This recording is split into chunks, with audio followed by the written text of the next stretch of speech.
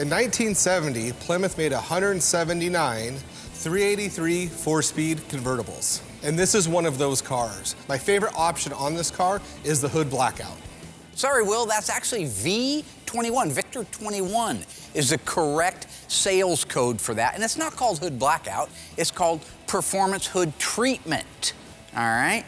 You know, you're swinging a big one out there like you're the man, and you ain't the man. Everybody want to be the man, nobody want to be the man. Now, why don't you ask those questions? So when it comes to doing the blackout or the stripe, I love doing these because they really offset the car. They break up. This car in particular is orange, engine's orange, so that hood stripe's really gonna offset nicely, especially with the black top. With that being said, there's two ways to do this. We have the graveyard out there, which is a great reference. At this point, I'm able to take an original hood, bring it inside, and get my measurements. So the first thing we do is I want to get the measurement that's right here to this leading edge, which is about 7/8 from there to there. And I want to see if they did the same thing on the other side, which they didn't. They did this side at 3/4. The factory didn't do them perfect. Do you want to match it to the factory or do you want to make it perfect? I think it's cool to do it to factory, but Mark would much rather have them perfect. So even though this is off a little bit, we'll clean it up when we go in there to actually do it. See, this is what you call a preemptive strike on old Magic Hat's part, right? He finds a factory hood that has the V21 performance treatment on it.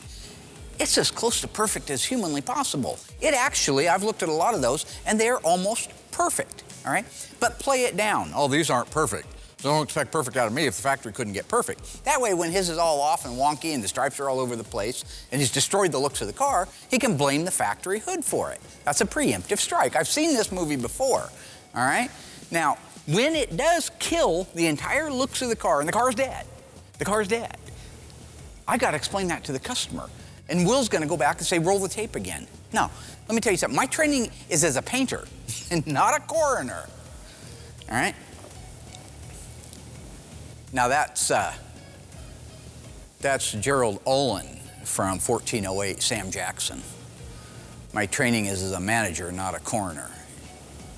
Says that to John Cusack. Mike Inslin. What is it again, the question?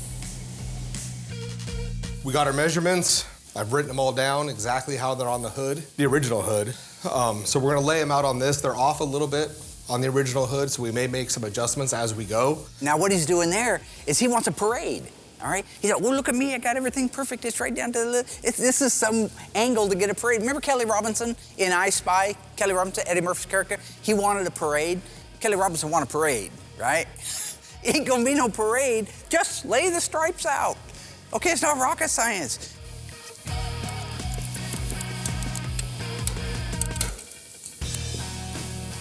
I Spy is where Gondars come from.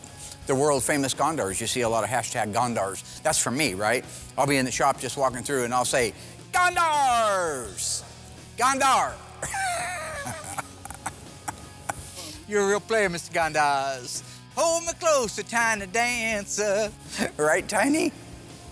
You know, Mark really shouldn't be picking on me when it comes to laying these stripes out.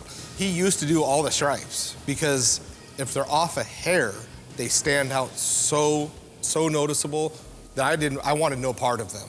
But I've been doing it for so long now. I love the detail process of it. He knows I'm a good painter. He knows there's no reason to pick on me at all. And I execute doing these stripes to perfection every time.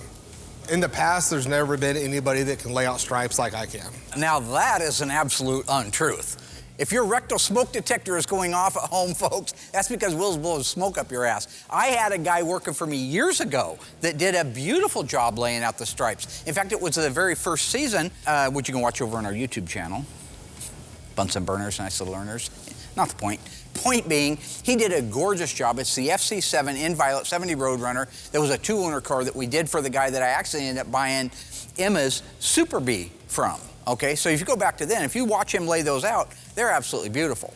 The only problem with that guy was he was always jacked up on tuna, right? He had some kind of obsession with tuna. So he's always eating it out of a can, because he's a wannabe bodybuilder, you know, fruity pie guy, and he always eating the tuna, eating protein, low fat, whatever, right? But all he did was he worked his biceps He didn't even work his neck or anything else. He had kind of a wide chest, and he worked his bicep and all the like a super bodybuilder. He looked like Big Dog from Looney Tunes, if you watch that.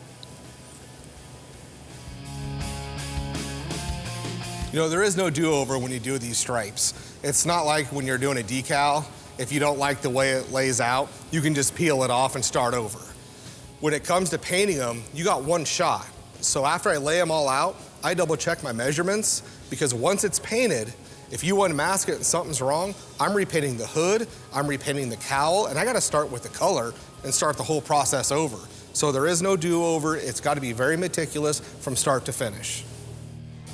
So to get those edges really nice, I use blue fine line. It's a plastic tape, and it's the last piece that I put on there. It lays around corners very well, which you need. It doesn't lift, and the most important thing is it is very flexible. So you don't want to pull it, because if you pull it, it'll kind of hourglass on you and make your stripes do this. So you can run that tape stripe all the way down to the edge of the hood, go right around the corner, pull just slightly. Lay that tape down, run your thumb along the back side of it so you got good adhesion, go around any corners, make any pattern you want, and it'll do it without lifting. It gets kind of tricky because you get your outline done so you can see what you have. And then you have to go, okay, what goes black, what goes orange, what goes black. So what I do is I draw it out on a piece of paper, and everything that goes black I scribble in. And then I tape that piece of paper to the edge of the hood so I have a reference, because you do get kind of lost sometimes. So once I have one side done perfect, I'm able to duplicate that on the other side, and we're ready to go. Once all the taping is done, I grab my 36-inch paper off all the edges. Once the paper's all done, I cut a piece of plastic, covers the rest of the car from overspray, and then at this point, I'm ready to paint it.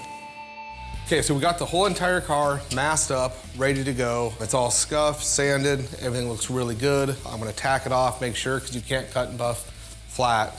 So the way it comes out is the way it comes out. So we're gonna spray it, everything looks good. It'll sit in here overnight, then I'll kick it back to assembly, and I'm done with this car.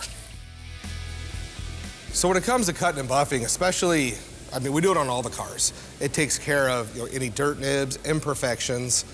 Honestly, I mean, very seldomly will I have a run. It does happen, but you just do all the paintwork cleanup in the cut and buff on a car that's either single stage or base coat, clear coat.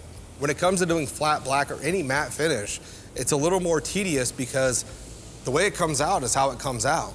You can't have dirt, you can't have a run, because if you sand it, and then buff it, it's going to be shiny. So you got one shot to do the flat black, tack and blow it, wax and grease it, blow the booth out, blow yourself out.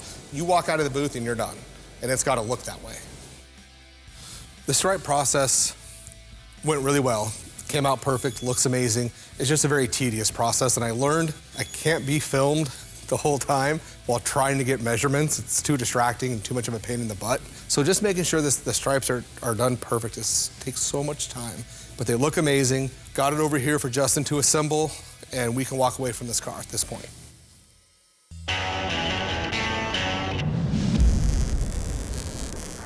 Hey everybody, Will Scott, #1 painter here from Graveyard Carz. If you enjoyed this video, make sure you go in, like it, leave a comment, and don't forget to subscribe to our YouTube channel. Now I'm gonna get back to painting.